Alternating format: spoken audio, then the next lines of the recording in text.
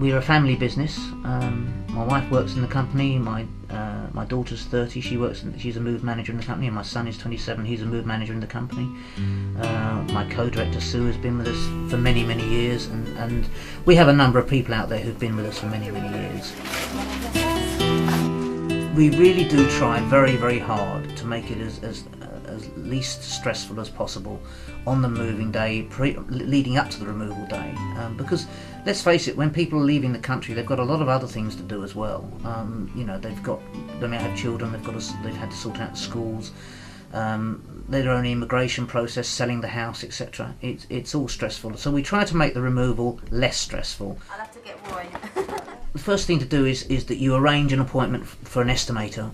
It's very important for us that the estimator goes there and you show him everything that you want to take. Hi, Roy Parkin from PSS. Oh, hello Roy, I'm Ansha. Hi, Thank you. how are you today? Yes. Fine, thank you. So we're off to Taronga. We are, yes. Fantastic. Very What a lovely exciting. place to go to. The best time to get an estimate done for your removal, to find out, to get the estimator around to your house, is between 3 and 6 months before you go overseas. It's not a good idea to leave it to the last minute. It's much better to actually be pre-warned and get it done early, and give yourself time, and then again it doesn't put the customer under any pressure. They've got time to make up their mind. We like camping, so obviously when we take the tent over, that needs to be clean. So when you go to New Zealand, you have to make sure everything is absolutely pristine clean. We send you a quotation for doing it with a list of all the things he's seen for you to check, and then if you decide to go ahead, we take it from there. The packing, of course, is probably the single most important part of the whole exercise. It's very important that you use the correct materials.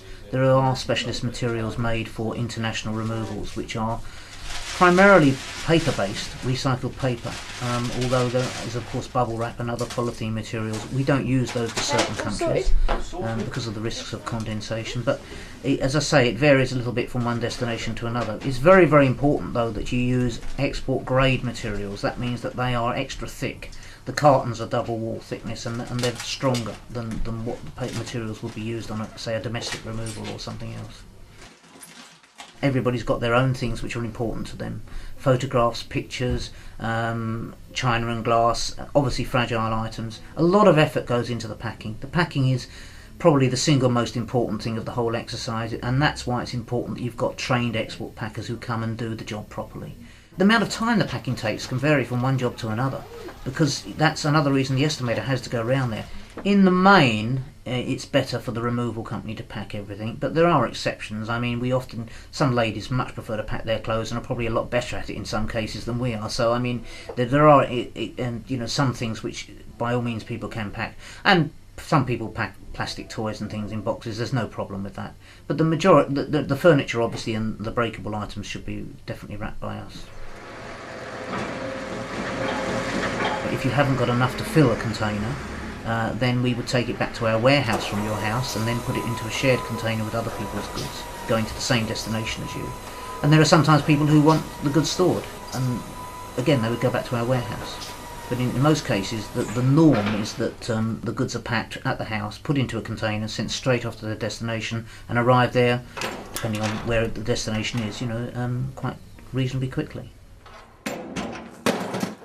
I think it's important that you use companies who are just solely doing international removals, so that whichever crew you get a crew coming into your house who are used to this situation. They're used to doing it, and obviously they do their best to make sure the customer sits there and does nothing.